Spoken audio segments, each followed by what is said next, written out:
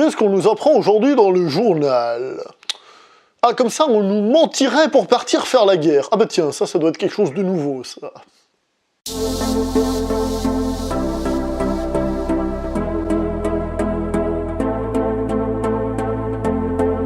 Bonjour à toi très chers spectateurs et bienvenue pour cette nouvelle critique en post-projection. Il va être aujourd'hui question du film Pentagon's Paper, si j'ai bien prononcé, mais on s'en fout parce que ça c'est le titre français, le titre original c'est The Post, en référence évidemment au Washington Post, film réalisé par Steven Spielberg, et dans les rôles principaux nous avons Meryl Streep et Tom Hanks.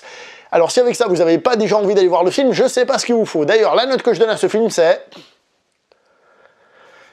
9 sur 10. Aux États-Unis, chaque génération a fait sa guerre, chaque génération a eu son combat. Actuellement, on a eu plutôt tendance à nous parler au cinéma de la guerre en Irak, même si c'est en train de passer. On nous a surtout parlé de ça. D'ailleurs, certaines histoires qui se passaient à la base durant la guerre du Vietnam et qui ont été refaites récemment, je pense par exemple à l'Agence Touriste, on a pris l'histoire et elle se passe plus pendant la guerre du Vietnam, mais pendant la guerre en Irak.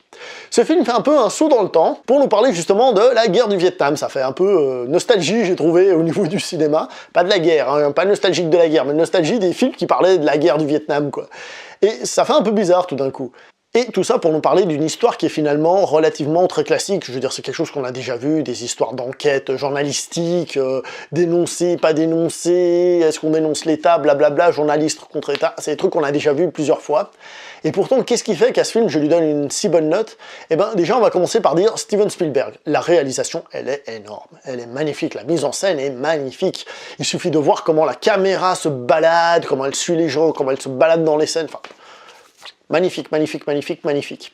Les acteurs, hein, Tom Hanks. Alors Tom Hanks, il nous fait du Tom Hanks, j'ai envie de dire, mais il le fait toujours avec ce côté tellement sympathique et tout. Franchement, il est vachement cool. Meryl Streep, c'est une actrice de folie, je crois qu'il n'y a pas besoin de le dire 500 fois, tout le monde connaît et sait que Meryl Streep, c'est une actrice grandiose, quoi. Et chose qui est intéressante, c'est pas vraiment les acteurs, mais c'est lié un peu à ça, c'est... Enfin, ce qui m'a beaucoup choqué visuellement, c'est les coupes de cheveux des personnages, qui je trouve justement un côté rétro, parce qu'il y a aussi évidemment un côté reconstitution à ce film. Alors, pas grand-chose, hein, c'est pas un truc de folie, mais il y a quand même une petite reconstitution. Et donc, comme je disais, malgré que l'histoire en tant que telle ce soit du déjà vu, il faut reconnaître quelque chose, c'est que ça fonctionne émotionnellement, le film arrive à nous prendre. Pourquoi? Parce que les acteurs, parce que la réalisation, ça prend tout ça et ça arrive à nous prendre complètement. Le film est pas très long, hein. Il fait 1h55, il fait donc moins de 2 heures. Et il se suit sans aucun problème, parce que des fois, c'est des films tirés d'histoires vraies, ça peut être tiré de faits historiques passionnants, mais quand on les met en image, bon bah oui, l'histoire est passionnante, mais à raconter, un peu lourde. Là, c'est absolument pas le cas, tout est lisse, tout est magnifique, tout passe nickel, il n'y a pas grand chose à redire.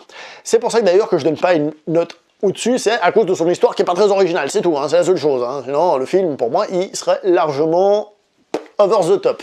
On pourrait aussi se poser la question de quel est l'intérêt de balancer une histoire qui critique l'engagement de l'État américain pendant la guerre du Vietnam, alors que ça date d'il y a longtemps. Pourquoi parler de ça maintenant? Quel est l'intérêt? Écoutez, j'ai pas vraiment de réponse à cela, parce que j'ai pas l'impression que le film cherche à critiquer vraiment l'État américain, mais plus de parler de The Post, donc du Washington Post, et donc de ce que eux ils ont osé faire à ce moment-là, pour reparler de cet événement historique en tant que tel. Historique américain, évidemment, puisque le film est très américano-américain, hein. Et donc, du coup, le film en tant que tel, bah, il raconte pas grand-chose, c'est pas très original, très honnêtement, historiquement parlant, manipuler les gens pour aller à la guerre, mais c'est le b.a.-ba, quoi. Je veux dire, je crois pas qu'il y ait eu une guerre où les gens se sont dit « Tiens, je vais aller me faire tuer, je suis heureux », quoi. On a toujours dû donner une cause valable, une cause de justice et quelque chose comme ça, pour partir à la guerre. Donc, personnellement, je comprends pas que ça puisse encore choquer les gens. Le film se permet aussi d'être un petit peu féministe. Un petit peu, c'est-à-dire que c'est pas agressif, c'est pas lourd, c'est pas chiant, et je dirais même que le côté féministe pourrait être aussi toucher les hommes, dans le sens où c'est donc le personnage de Meryl Streep qui est dans certaines situations, mais si on change le sexe du personnage, il n'y a pas de souci, c'est-à-dire un homme pourrait être dans les mêmes situations, et c'est là que c'est bien, parce que elle est dans cette situation, et on lui met en valeur que le fait que ce soit une femme, et que c'est pour ça qu'on n'a pas confiance en elle, et c'est une situation dans laquelle tout le monde peut s'y retrouver, entre guillemets, et c'est très bien fait, ça défend bien la cause, sans être lourd, etc., etc. Voilà. Donc au final, qu'est-ce qu'on a?